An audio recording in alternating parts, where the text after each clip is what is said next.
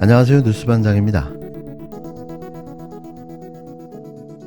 항상 가장 어렵고 힘들 때 도망을 쳤다가 가장 절묘하고 기가 막힌 타이밍에 등장해 자신의 이익을 극대화하며 그간 어렵게 만들어 온 모든 이들의 단결과 화합을 무너뜨리려는 자가 있습니다.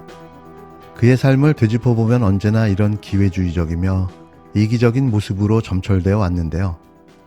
오죽하면 자신의 입신양명을 위해 같은 편을 모함하고 비판해 결국 모두를 나락으로 주저앉히기까지 했을까요? 지난해 대선을 참패로 만들었던 이낙연 씨가 1년 1개월여 만에 다시 대한민국으로 돌아왔습니다.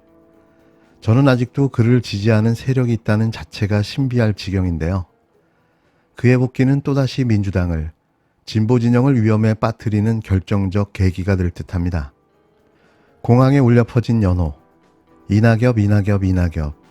제 귀에는 그렇게 들렸는데요. 낙엽처럼 사라졌던 정치인, 민주당을, 진보 진영의 몰락을 가져왔던 정치인이 마치 개선장군처럼 짠하고 등장했습니다. 그의 등장은 침묵했던 수박들의 부활이라고 봐도 무방할 텐데요. 공항에 등장한 그를 지지하는 의원들의 모습에서 역시라는 탄식이 터져나왔습니다.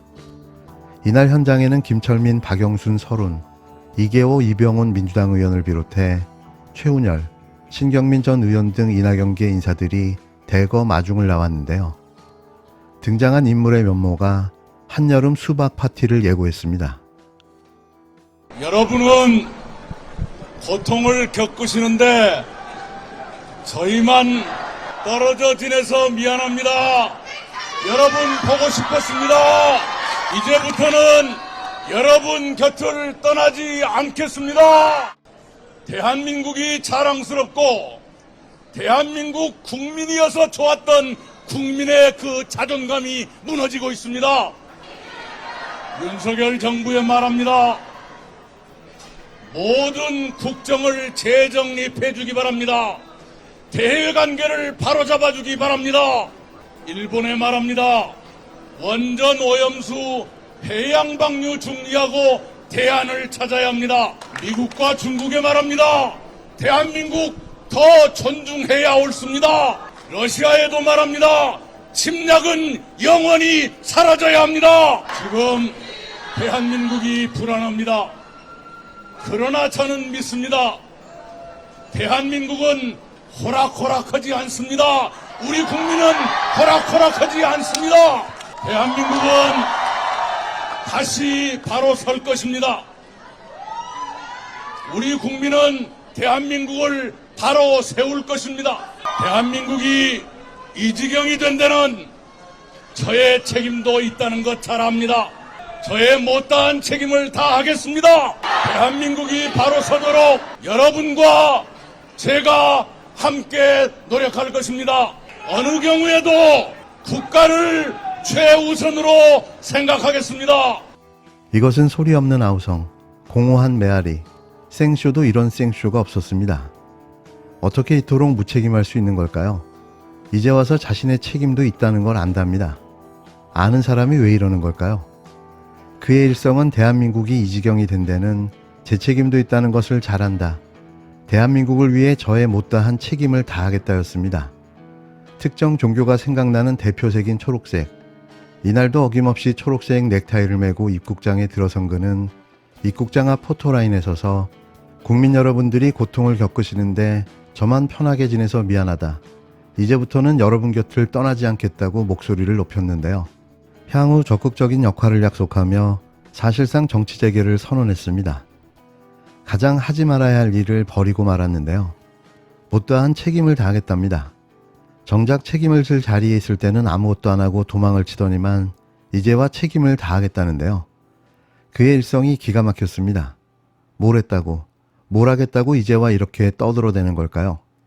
사실 그의 정치 생명은 박근혜 이명박 사면을 주장할 때 끝났다고 봐야 할 겁니다. 적어도 대선 때 이재명 대표를 최선을 다해 온 힘을 다해 도왔다면 상황이 달라졌을 수도 있었을 텐데요.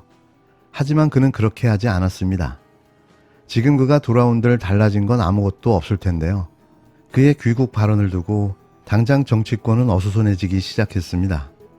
설훈 의원은 이날 기자들과 만나 몸을 던져서 당을 구해내겠다는 취지로 이 전 대표의 발언을 이해해야 한다고 설레발을 쳐댔는데요. 그러면서 적절한 상황에 맞춰서 상임 고문으로서 역할을 하실 것 같다고 말했습니다.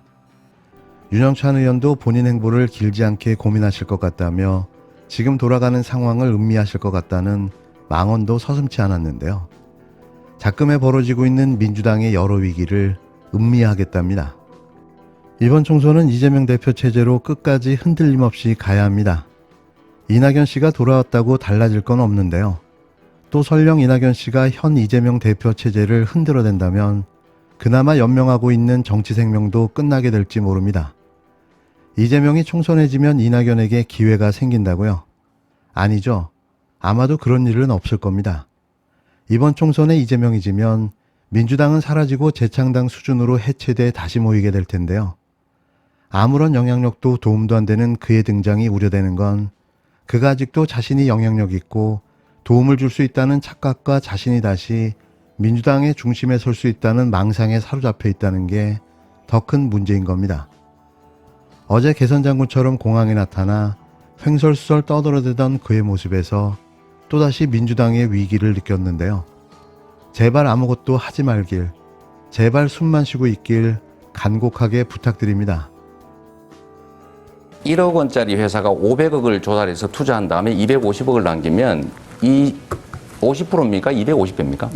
예, 그런 질문에 대해서 제가 마치 시험 보듯이 하는 것은 좀 이상하고요. 성의 있게 설명해 드리시면 되는 것이지요. 법대 나오셨잖아요. 1억 원짜리 자본금 회사가 500억 투자해서 250억 남으면 이게 250배냐, 50%냐, 0.5배냐는 그 정도는 알 수 있는데 11,000배다. 이게 250배라고 본인이 주장하셨잖아요. 1100배라는 얘기는 제가 했는데요. 제가 우리 이낙연 후보님께 투자 수익률을 자꾸 물어보는 이유는 그게 정말 적반하장식 국민의힘, 그 다음에 가짜뉴스 생산하는 조선일보식의 선동에 그 공감하는 발언이어서 그랬다는 점. 우리 이재명 후보께서 성남시장 하실 때 생긴 일이다. 이것 또한 짐이 되겠죠. 이런 불안한 상태를 계속 끌고 가면서 대통령 선거를 이길 수 있을 것인가 하는 걱정 때문에 때로는 밤잠이 오질 않습니다. 언론 나름의 의문이 있기에 그렇게 취재하고 보도하는 것 아니겠습니까? 네. 언론이 일부러 네거티브를 하고 있다. 글쎄요, 좀 더 지켜봐야 되겠습니다. 사실 규명은 어떤 방식으로 이루어져야 된다고 보십니까? 이게 언론이 해야 되겠죠. 본선까지도 이어질 이슈라고 보시나요? 이 보도와 진실 규명이 어디까지 가느냐, 그리고 그 결과가 납득될 만한 것이냐에 따라 달라질 수 있겠죠. 바람에 비유하자면 봄바람 같은 겁니다. 그런데 네. 봄바람이 싫다고 그걸 피하다가 정말로 겨울바람을 만나면 어떡할 것인가. 네. 그런 고민들을 우리 당원과 지지자들이 이미 하고 계시는 것 같아. 비정할 정도의 검증이 도사리고 있다고 봐야 되겠죠. 네. 사람들이 쉬쉬하면서 말했던 것 실제로는 당내에서 검증된 적이 없습니다. 그 경선과 대선 결과에 관계없이 국회의원직에 대한 재도전은 이제 없는 겁니까? 네, 없습니다. 그럼 공직에 대한 예, 이번에 대선이 그러면 예, 마지막에. 마지막 도전입니까? 네네네.